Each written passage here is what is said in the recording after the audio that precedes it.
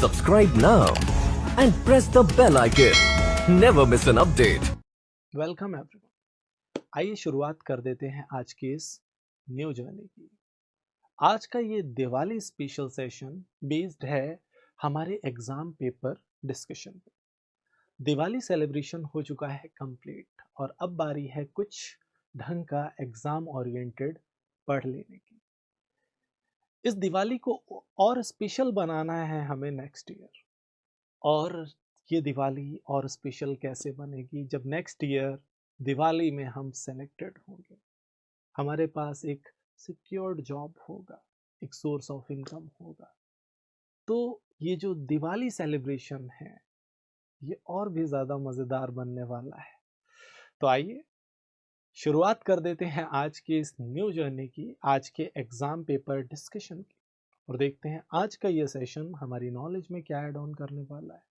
आज के इस सेशन के बेस पे हम क्या खास सीखने वाले हैं। तो चलिए शुरुआत कर देते हैं। सबसे पहले आज मैंने एसएससी एमटीएस का पूरा कंप्लीट एग्जाम पेपर आपके लिए लिया है। आज हम टॉप 25 क्वेश्चंस पे इस पेपर के बात करने वाले हैं। एक बार आपको स्ट्रक्चर को देखना है और अपने अकॉर्डिंग पिक करना है अपना आंसर। पर क्वेश्चन आपको मिलेंगे 20 सेकेंड्स। 20 सेकेंड के अंदर आपको अपना क्वेश्चन का आंसर कर देना है। तो आइए शुरुआत कर देते हैं। हाँ, लास्ट में आपको अपना स्कोर बताना जरूरी है कि 25 में आपका आखिर स्कोर क्या रहा, ये लास्ट में आप सभी को बताना है।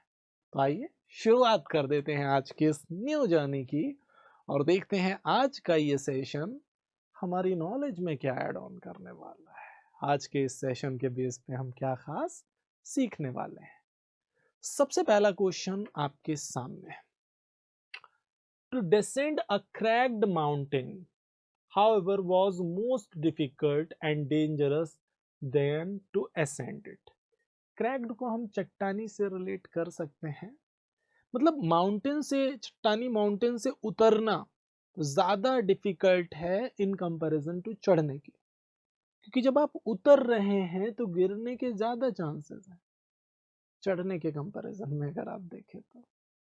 अब यहां से अगर हम देखें, to descend a cracked mountain however was most difficult. अब देखो, अगर मैं दो सिचुएशंस का कंपैरिजन दे रहा हूं,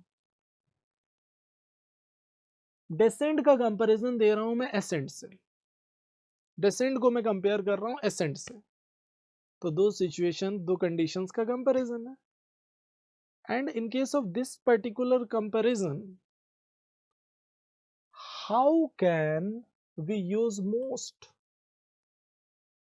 Most is used to make superlative degree. We need to replace most with more. Yes or no? जब कंपैरिजन है तो हमें मोस्ट को मोर से रिप्लेस करना पड़ेगा। यस और नो? और अगर हम मोस्ट को मोर से रिप्लेस करने वाले हैं तो जिस पार्ट में मोस्ट आ रहा है वही बीमारी छुपी हुई है, वही हमारा आंसर है। आंसर हमारा 100% थर्ड पार्ट जाने वाला है। मोर को हम मोस्ट से रिप्लेस करेंगे और ये पार्ट हमें मिल रहा है थर्ड ऑप्शन में। तो जो भी थर्ड ऑप्शन पिक कर रहे हैं 100% सिक्सर लग रहा है, 100% उन सारे ही एस्पिरेंट्स का आंसर बिल्कुल करेक्ट जा रहा है। Very good, well done. आगे बढ़ जाते हैं नेक्स्ट क्वेश्चन पे। नेक्स्ट क्वेश्चन इज, देखो हम पेपर डिस्कशन कर रहे हैं, मतलब हर क्वेश्चन आपको अलग अलग टाइप का मिलता रहेगा। बस आपको स्ट्रक्चर देखना है, डायरेक्शन जरूर देखिए कि पूछा क्या जा रहा है। सेकेंड क्वेश्चन में आपसे एंटोनिम पूछा जा रहा है, किसका? इम्पार्शियल का। इम्पार्शियल का एंटोनिम क्या होगा? एक बार देखिए और पिक करिए अपना answer. Your time starts now. Impartial का एंटोनिम क्या होगा, अपोजिट वर्ड क्या होगा?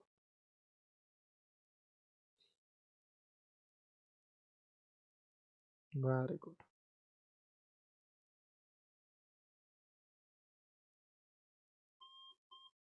अच्छा, अगर मैं इम्पार्शियल की बात करूं, बिल्कुल प्यार से समझना, इम्पार्शियल वर्ड की अगर मैं बात करूं तो इसका मतलब होता है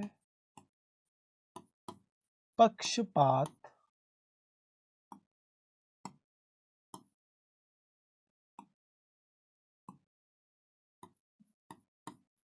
रहित।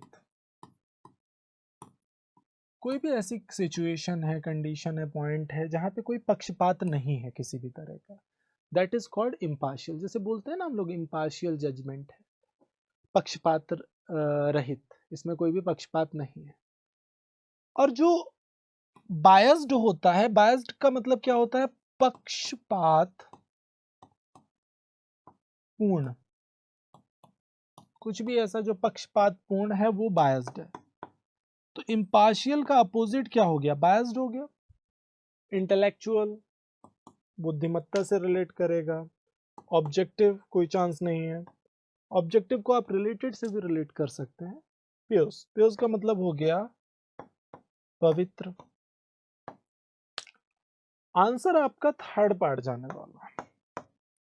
Third part would be 100% correct answer. और जो भी थर्ड पार्ट पिक कर रहे हैं सभी का सिक्सर लग रहा है, सभी का आंसर 100% करेक्ट जा रहा है। Very good, well done. आगे बढ़ जाते हैं अगले क्वेश्चन पे। प्रोवोक। प्रोवोक मीन्स होता है सामने वाले को उकसाना। प्रोवोक करना मतलब उकसाना। अब प्रोवोक का सेनोनिम क्या होगा? प्रोवोक का सेनोनिम क्या होने वाला ये आपको बताना है। इनहिबिट, स्लैक, अराउज और कॉन्स्ट्रेन। एक बार देखिए और पिक करिए अपना answer. Your time starts now. प्यारा सा क्वेश्चन है, स्पीड में देखो और पिक कर दो अपना आंसर।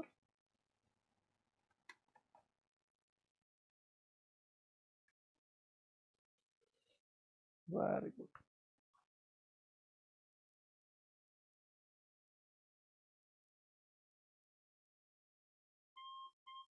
अच्छा, अगर मैं इस पर्टिकुलर क्वेश्चन को देखूं यहां पे, तो प्रोवोक का मतलब होता है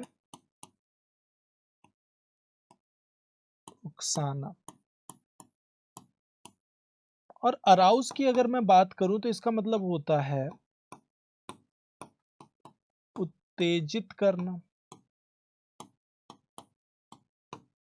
उत्तेजित करना, तो प्रोवोक को तो आप अराउज से सीधे सीधे रिलेट ही कर सकते हो।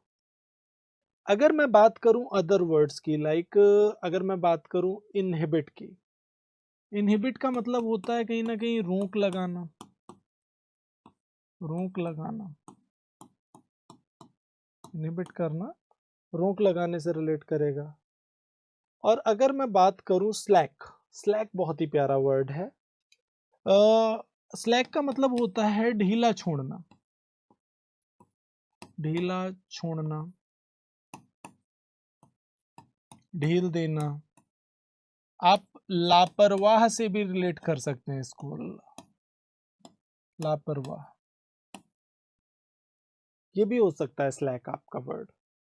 कॉन्स्ट्रेन की अगर मैं बात करूं तो कॉन्स्ट्रेन मीन्स होता है बाधित करना।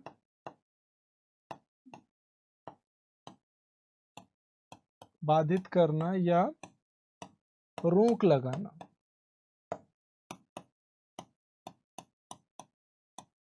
बाधित करना या रोक लगाना, दैट इज कॉल्ड कॉन्स्ट्रेंट।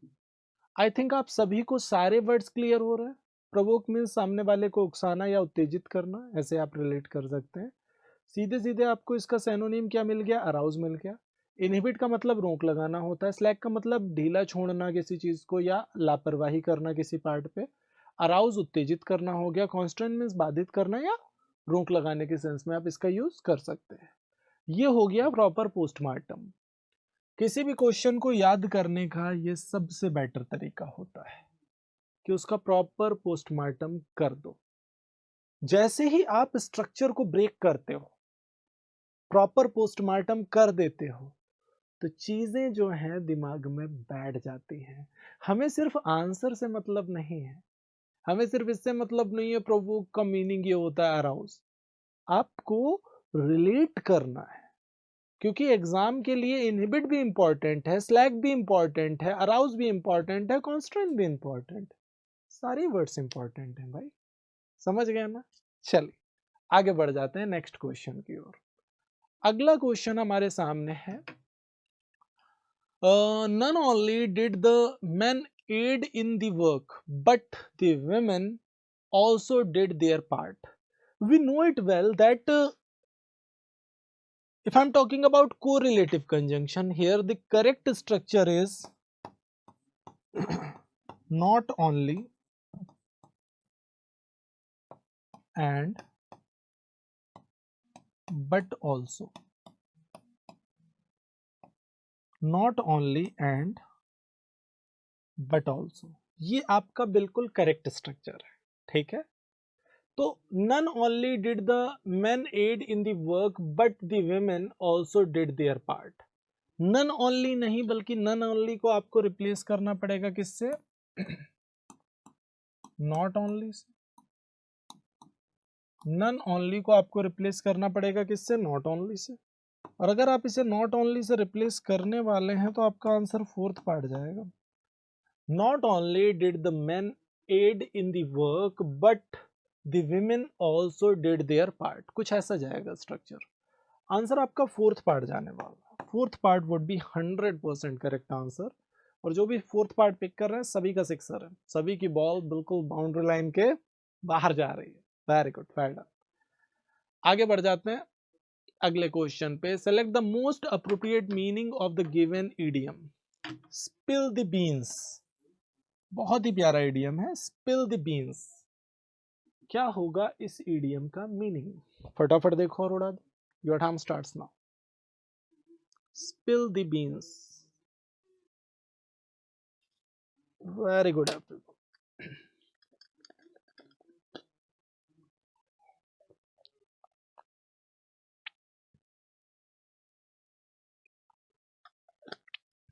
अच्छा, बेसिक वे में देखिए क्या होगा स्पिल द बीन्स का मीनिंग। स्पिल का मतलब होता है छलकाना या बिखराना, फैलाना, बिखराना, छलकाना। जैसे पानी लेके जा रहे हो, स्पिल कर दिया आपने, फैला दिया, थोड़ा सा छलका दिया। दूध लेके जा रहे हो, छलका दिया, स्पिल। द बीन्स, बीन्स का मतलब होता है फलियां। स्पिल द बीन्स मतलब जो चीज एक जगह पे रहनी थी उसको आपने क्या कर दिया? स्पिल कर दिया, बिखरा दिया, फैला दिया। मतलब कोई सीक्रेट था जिसे सीक्रेट रहना था, लेकिन आपने क्या किया? उस सीक्रेट को रिवील कर दिया, उजागर कर दिया, लोगों के सामने ला के रख दिया, या बाय मिस्टेक कोई चीज रिवील हो गई, ऐसे भी समझ सकते हैं स्पिल द बीन्स को। Basically give away a secret, ये जाएगा आपका correct answer. To drop something, no chance to find out something, no chance to get a new idea, no chance. Answer आपका थर्ड पार्ट जाने वाला है। और जो भी थर्ड पार्ट पिक कर रहे हैं सभी का सिक्सर है, सभी की बॉल बिल्कुल बाउंड्री लाइन के बाहर जा रही है। आगे बढ़ जाते हैं अगले क्वेश्चन पे। Anosmia is the completed loss or absence of sense of smell. Anosmia किस तरह की बीमारी है? इसमें क्या होता है? पूरी तरह से खत्म हो जाती है हमारी क्षमता स्मेल करने की। एक बार देखिए और पिक करिए अपना आंसर। किस पार्ट में बीमारी दिख रही है? स्पीड में देखो और उड़ा दो।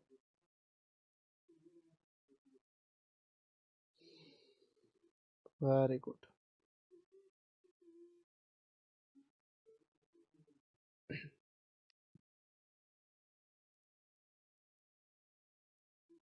ओके, अच्छा स्टेटमेंट को देखिए तो हमें क्या समझ आ रहा है? Anosmia is the completed loss. Is the completed loss तो नहीं होगा, it should be complete loss. D हटा दो। कंप्लीट लॉस और absence of the sense of smell, ऐसा कुछ जाएगा ना स्ट्रक्चर। तो कंप्लीटेड को कंप्लीट से रिप्लेस करोगे, और कंप्लीटेड को अगर कंप्लीट से रिप्लेस करोगे तो आंसर आपका क्या जाएगा? सेकंड पार्ट आपका करेक्ट आंसर जाएगा। और जो भी सेकंड पार्ट पिक कर रहे हैं सभी का सिक्सर है, सभी का बॉल बाउंड्री लाइन के बाहर जा रहा है। Very good, well done. चल आगे बढ़ जाते हैं अगले क्वेश्चन पे। आपको एंटोनिम बताना है किसका? एरेडिकेट का। These types of insects are usually very difficult to eradicate. अब यहाँ पे अगर हम देखें एरेडिकेट का आपको सैनोनिम एंटोनिम बताना है। एमेंसिपेट, एनिहिलेट, कंजर्व और डेवास्टेट। देखो फटाफट और पिक करो अपना answer. Your time starts now.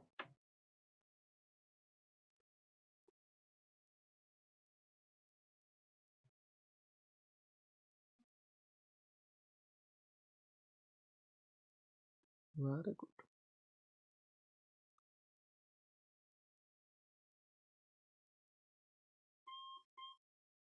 These types of insects are usually very difficult to eradicate। मतलब इस तरह के जो इंसेक्ट्स हैं यूजुअली इनको इरेडिकेट करना, खत्म करना बड़ा मुश्किल काम है, जड़ से खत्म करना बड़ा मुश्किल काम है। अब यहाँ पे these types of insects are usually very difficult to eradicate। Eradicate का अपोजिट क्या हो जाएगा? कंजर्व हो जाएगा। तो क्योंकि इरेडिकेट मतलब जड़ से खत्म करना, समाप्त करना हो गया, और कंजर्व का मतलब हो गया संरक्षण करना। कंजर्व का मीनिंग क्या हो गया? संरक्षण करना। ठीक है, तो आंसर आपका थर्ड पार्ट जाएगा। एमेंसिपेट मुक्त करने के सेंस में यूज होता है। एनिहिलेट का मतलब होता है सर्वनाश करना, समाप्त करना, खत्म करना। डेवास्टेट का मतलब भी विध्वंस करना ही होता है। ये सब तो सिनोनिम हो जाएंगे इसके। Annihilate, devastate. आपका जो एक्चुअल आंसर जाएगा that would be third part, क्योंकि यहाँ आपसे पूछा गया है एरेडिकेट का antonym. Third part would be 100% correct answer. आगे बढ़ जाते हैं अगले क्वेश्चन पे। Your explanation was simpler dash Rekha's explanation of that then और देन। क्या होगा हमारा आंसर? फटाफट देखो और उड़ा दो। प्यारा सा क्वेश्चन है।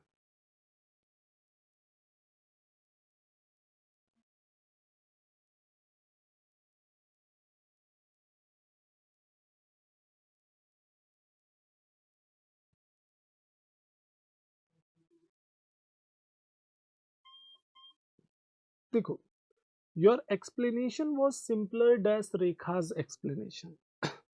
बेसिकली हमें देन का यूज करना पड़ेगा, कंपैरिजन हो रहा है ना। Then your explanation was simpler than Rekha's explanation, कुछ ऐसा जाएगा स्ट्रक्चर। आंसर आपका फोर्थ पार्ट चला जाएगा। ऑफ, दैट, देन, ये सब गलत हो जाएगा। और जो भी फोर्थ पार्ट पिक कर रहे हैं सभी का सिक्सर लग रहा है। सभी की बॉल बाउंड्री लाइन के बिल्कुल बाहर जा रही है। आगे बढ़ जाते हैं। Select the most appropriate meaning of the underlined idiom in the given sentence. If you keep dodging your managers call you will be on thin ice. On thin ice, इस इडियम का मीनिंग आपको बताना है। यहाँ पे एक word काफी प्यारा है, डॉजिंग। डॉजिंग मतलब होता है कतराना किसी चीज से, नजरअंदाज करना, बचना, कुछ ऐसे आप रिलेट कर सकते हैं डॉजिंग को। अगर आप मैनेजर की कॉल से बचते रहते हैं, रिसीव नहीं करते हैं, तो आप किस पे? थिन आइस पे। On thin ice. देखो फटाफट और पिक करो अपना आंसर। किस पार्ट में बीमारी दिख रही है? फटाफट देखो और उड़ा दो। बिल्कुल प्यारा सा क्वेश्चन है।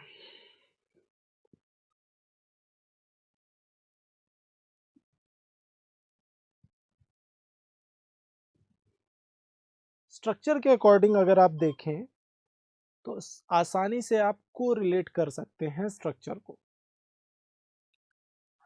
In a risky situation perform adequately, change plans in the middle of a process, go to jail। On the thin ice, कोई भी बंदा थिन आइस पे है, मतलब क्या वो रिस्की सिचुएशन में है? थिन आइस कभी भी ब्रेक हो सकती है और पर्सन डिफिकल्टी में पड़ सकता है।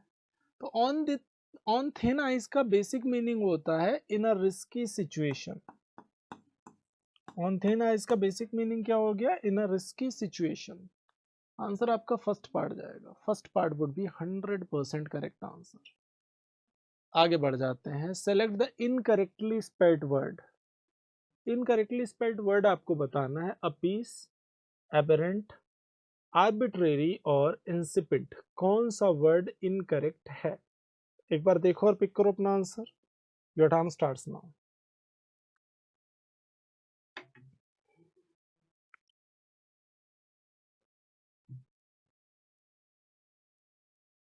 Very good.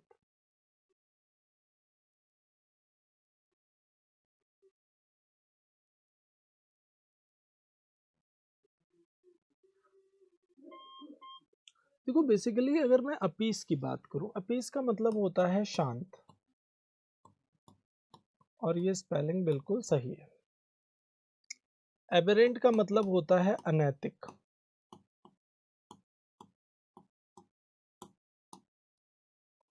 और ये स्पेलिंग भी बिल्कुल सही। अगर मैं बात करूं आर्बिट्रेरी, आर्बिट्रेरी का मतलब होता है स्वेच्छाचारी, स्वेच्छाचारी, और ये स्पेलिंग भी बिल्कुल सही है।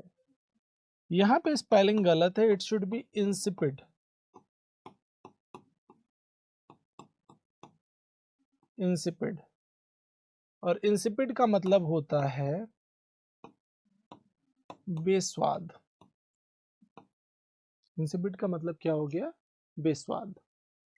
तो ये हो गया आपका insipid, INSIPID।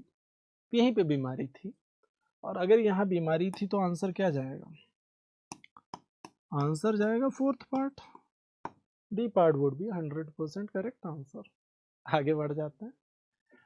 Today your presentation was dash better than Saba's presentation.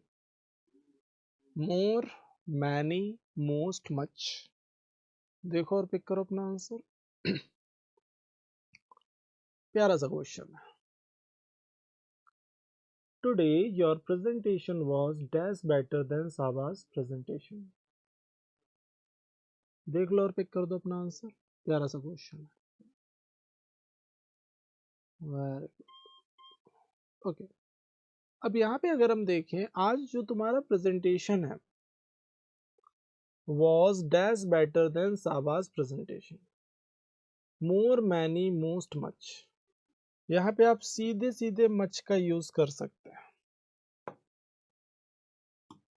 Today your presentation was much better than Saba's presentation. कुछ ऐसा आंसर आपका फोर्थ पार्ट जाएगा। देखो पॉजिटिव डिग्री के एडजेक्टिव के पहले आप वेरी का यूज कर सकते हैं, और कंपैरेटिव डिग्री के एडजेक्टिव के पहले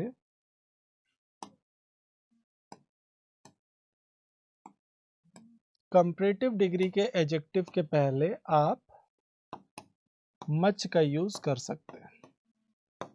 यहाँ पे बेटर लिखा है, उसके पहले मोर तो आ ही नहीं सकता था। मैनी बेटर, मोस्ट बेटर, ये सब गलत हो जाता। बेटर कंपैरेटिव डिग्री थी ऑलरेडी, मच बेटर ही जाएगा तभी करेक्ट होगा, वरना गलत हो जाता। So today your presentation was much better than Saba's presentation, कुछ ऐसा स्ट्रक्चर जाएगा। आंसर आपका फोर्थ पार्ट जाने वाला है। Fourth part would be 100% correct answer. आगे बढ़ जाते हैं। My teacher said to me, मेरी टीचर ने मुझसे कहा, क्या कहा? That all that glitters were not gold.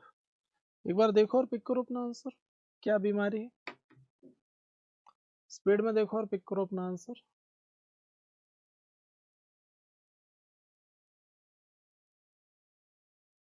Very good.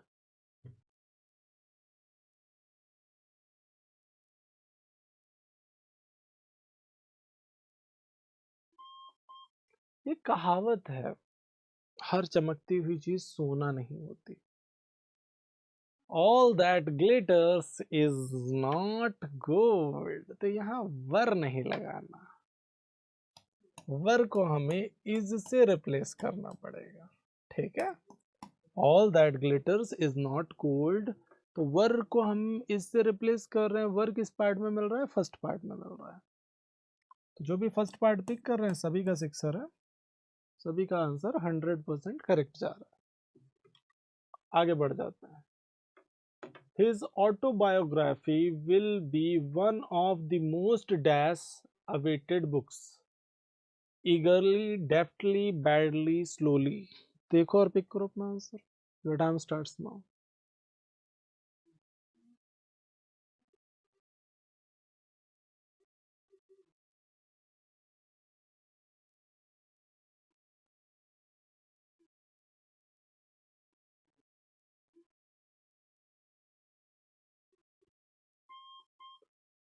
his autobiography will be one of the most eagerly, eagerly मतलब उत्सुकता से जिस चीज का वेट हो रहा है, ऐसा कुछ. So his autobiography will be one of the most eagerly awaited books. यहाँ पे अगर हम बात करें डेफ्टली, ये काफी प्यारा वर्ड है, इसी में कंफ्यूजन हो सकता है, ठीक है.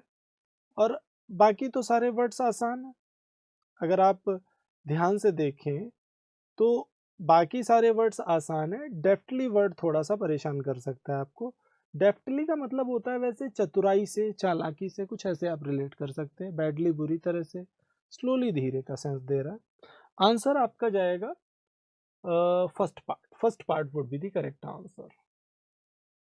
Thank you all for coming so earlier at the morning.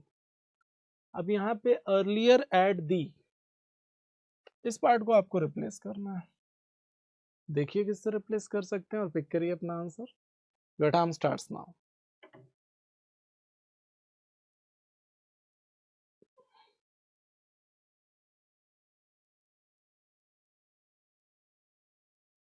Very good.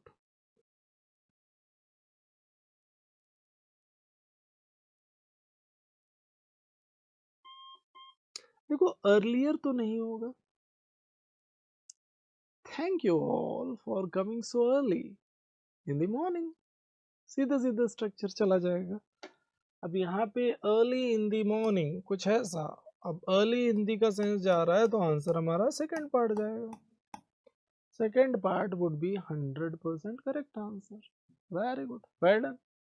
आगे बढ़ जाते हैं अगले क्वेश्चन पे. अब यहाँ पे एक क्लोज टेस्ट है हमारे सामने, एक पूरा पैसेज है कंप्लीट. हमें क्या करना है, पर्टिकुलर फिलर्स को फिल करना है इस क्लोज टेस्ट में. किससे फिल करोगे देखो एक बार.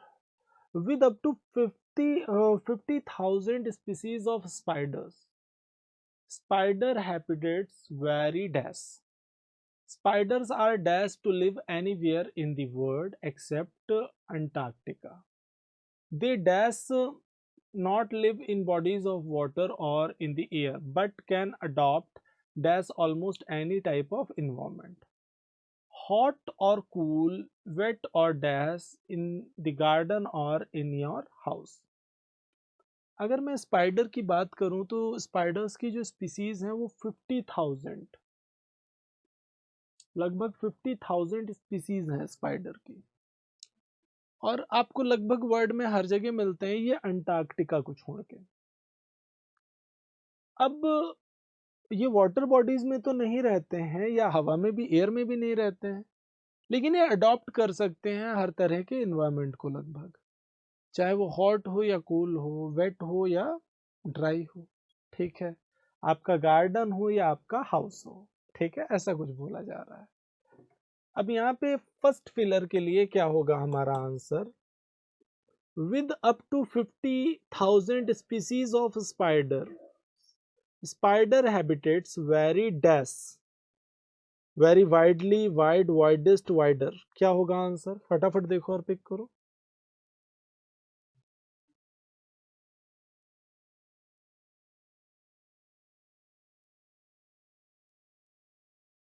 Very good.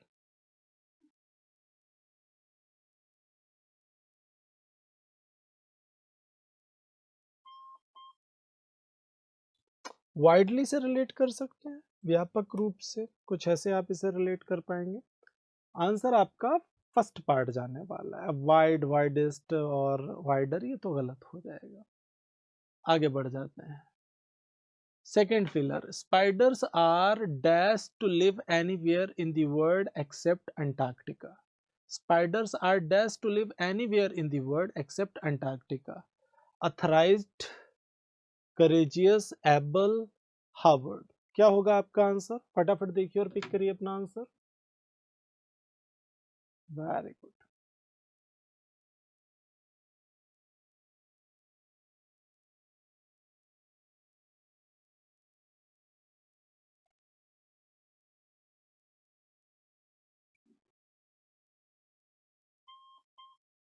Spiders are able मतलब स्पाइडर सक्षम है to live anywhere in the world except Antarctica. 17 third filler के लिए क्या होगा answer? They dash not live in bodies of water. They, done, do, does, did. फटाफट देखो और पिक करो अपना answer. They dash not live in bodies of water और in the air.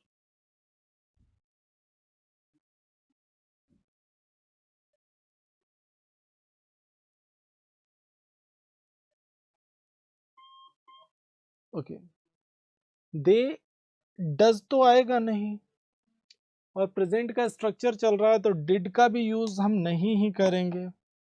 They do not live in bodies of water और in the air. तो do का use आप करेंगे और आंसर आपका बिल्कुल सेकंड पार्ट जाएगा. They do not live in bodies of water और in the air but can adopt dash almost any type of environment. But can adopt dash almost any type of environment. Fourth filler के लिए क्या होगा आपका answer? Of, at, on, to. क्या होगा आपका answer?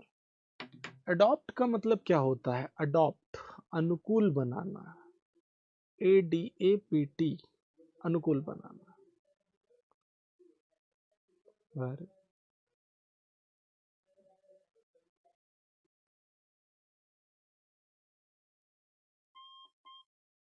But can able, able के साथ आप टू का यूज करेंगे.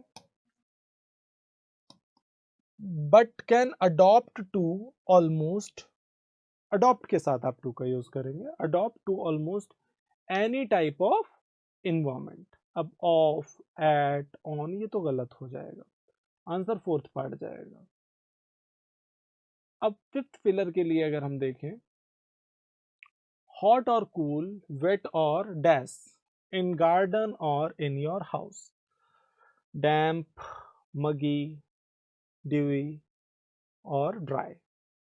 फटाफट देखिए और पिक करिए अपना आंसर.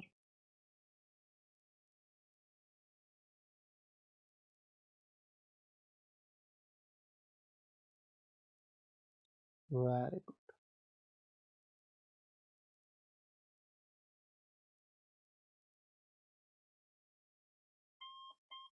ओके, अब यहाँ पे देखो अपोजिट वर्ड है, हॉट और कूल, वेट और ड्राई. सीधे सीधे आ जाएगा. अब डैम्प गीले से रिलेट करेगा. ड्यूई मीन्स औसदार हो गया, मतलब ये भी कहीं ना कहीं गीले से ही रिलेट करने वाले वर्ड हैं. एक वर्ड है जो सूखे की बात कर रहा है, ड्राई की बात कर रहा है. वेट के बाद और में क्या आएगा? उसका अपोजिट आएगा. कॉन्टेक्स्ट के अकॉर्डिंग अगर हम देखें तो आंसर आपका फोर्थ पार्ट जाएगा और बिल्कुल सभी का सिक्सर लग रहा है. चलिए, अटेंटिव वर्ड का आपको एंटोनिम बताना है. अटेंटिव वर्ड का आपको एंटोनिम बताना है. एक बार देखो और पिक करो अपना answer. Your time starts now. Attentive का एंटोनिम क्या होगा?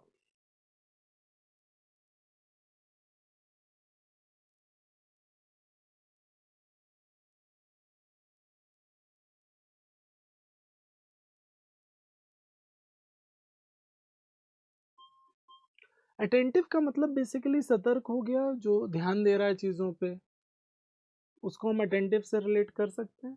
यस और नो? तो अटेंटिव का अपोजिट क्या हो गया? डिस्ट्रैक्टेड. अटेंटिव का अपोजिट क्या हो गया? जिसका ध्यान भटका हुआ है, डिस्ट्रैक्टेड है. अटेंटिव का अपोजिट क्या हो गया? डिस्ट्रैक्टेड हो गया. लेजी, आलसी हो गया. वॉचफुल, चौकन्ना हो गया. अलर्ट का मतलब भी कहीं ना कहीं जो सचेत है, चौकन्ना है, कुछ ऐसे आप रिलेट कर सकते हैं अलर्ट को. आंसर आपका बिल्कुल डी पार्ट जाएगा और जो भी डी पार्ट पिक कर रहे हैं सभी का सिक्सर लग रहा है. आगे बढ़ जाते हैं नेक्स्ट क्वेश्चन पे. Find the antonym of appropriate. Appropriate का एंटोनेम क्या होगा? सुइटेबल, फॉल्स, इम्प्रॉपर और फिटिंग. फटाफट देखो और पिक करो. Very good.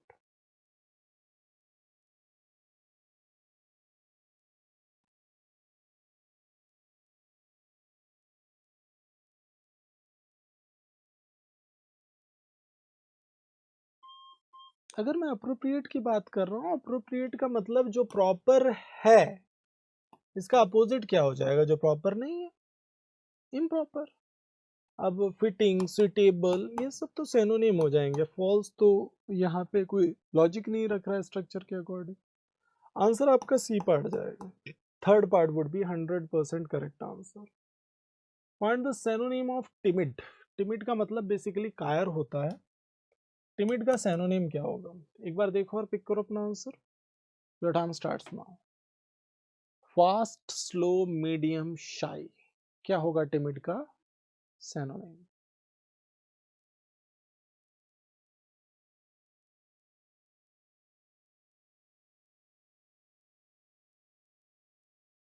Very good. Timid का मतलब वैसे कायर होता है, और शाई मीन्स शर्मीला हो गया। तो टिमिड को सीधे सीधे आप शाई से रिलेट कर सकते हैं। फास्ट, स्लो, मीडियम, ये तो गलत हो जाएगा ना, सिनोनिम तो नहीं जाएगा। आंसर डी पार्ट जाएगा। Very good, very done. Fake. Find the synonym of fake. Fake का आपको सिनोनिम बताना है। क्या होगा? ओरिजिनल, इमिटेशन, ट्रस्टवर्दी और loyal. Your time starts now. क्या होगा सिनोनिम फेक का?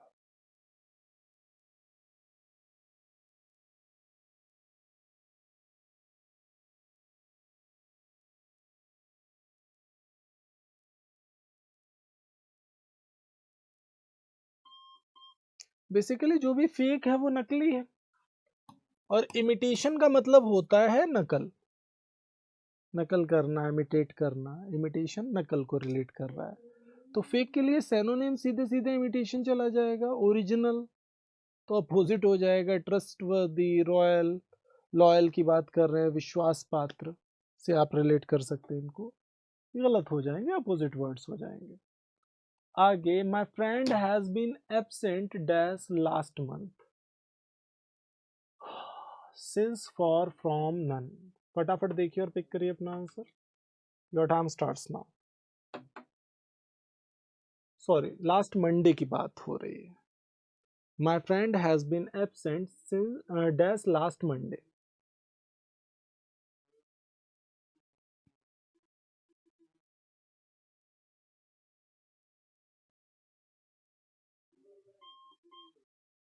अब यहाँ पे अगर आप देखें, my friend has been absent dash last Monday.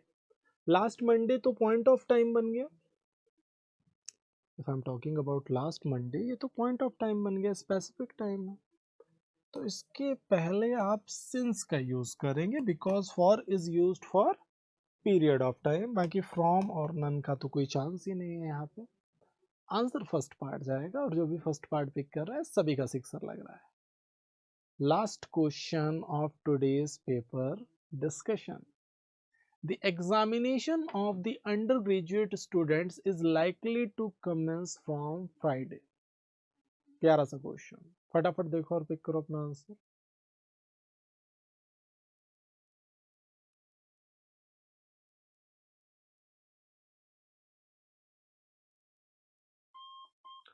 जब भी हम ऑफ से दो नाउन्स को जोड़ते हैं, ध्यान से समझना, जब भी ऑफ से दो नाउन्स को या दो सब्जेक्ट्स को जोड़ते हैं, like subject 1 and subject 2, subject 1 and subject 2 of से जब जुड़े हैं, तो हमेशा याद रखना आगे का जो वर्ब आएगा, वर्ब हमेशा ऑफ के पहले वाले पार्ट के अकॉर्डिंग आता है। समझ गए? ऑफ के पहले वाले पार्ट के अकॉर्डिंग वर्ब का यूज करेंगे। The examination of the undergraduate students, of के पहले अगर सिर्फ एग्जामिनेशन होता तो इज आ जाता, लेकिन here we are referring examinations, और एग्जामिनेशंस अपने आप में क्या है? प्लूरल है। और अगर एग्जामिनेशन प्लूरल है तो एग्जामिनेशंस के अकॉर्डिंग वर्ब भी कैसी आएगी? प्लूरल आएगी। मतलब इज नहीं बल्कि आर का यूज करेंगे, तब ये स्टेटमेंट करेक्ट होगा। स्ट्रक्चर क्या जाएगा? The examinations of the undergraduate students are likely to commence from Friday. This would be the correct structure. So अगर आप पिक कर रहे हैं थर्ड पार्ट, तो आपका आंसर जा रहा है 100% करेक्ट। अब होमवर्क रेस्क्यू वर्ड है आपके सामने। What you find need to find rescue word का आपको सिनोनिम बताना है from the given options. Screenshot ले लो आप सभी और सभी को आंसर कर देना है इस पर्टिकुलर वर्ड का सिनोनिम क्या हो सकता है कमेंट बॉक्स में। आज का सेशन यहीं पे होता है कंप्लीट। आई होप सभी को सेशन में मजा आया होगा। तो दिल कहे तो एक लाइक कर देना, कमेंट करिए, अपना एक्सपीरियंस ज़रूर शेयर करिए, कैसा लगा आप सभी को सेशन ज़रूर बताइएगा। शेयर करना बिल्कुल मत भूलिए, चैनल पे नया है तो सब्सक्राइब कर देंगे और बेल आइकन प्रेस कर देंगे। बेसिकली हम लोग रेगुलर बेस पे मिलते हैं। अब आपकी लाइव क्लासेस आगे होंगी 5 PM और 7 PM। ये टाइम है इंग्लिश की क्लासेस का। अगर मैं एसएससी इंग्लिश की बात करूं तो आपकी एसएससी इंग्लिश की क्लासेस यहाँ चल रही हैं। 7 PM पे आपकी जो क्लासेस होती हैं वो होती हैं टॉपिक वाइज क्लासेस, और 5 PM पे आपके पेपर डिस्कशंस इस टाइम पे चल रहे हैं। तो रेगुलरिटी बनाइए और इस बार सिर्फ एग्जाम देने नहीं बल्कि सिलेक्शन लेने जाना है। Thank you. Subscribe now and press the bell icon. Never miss an update.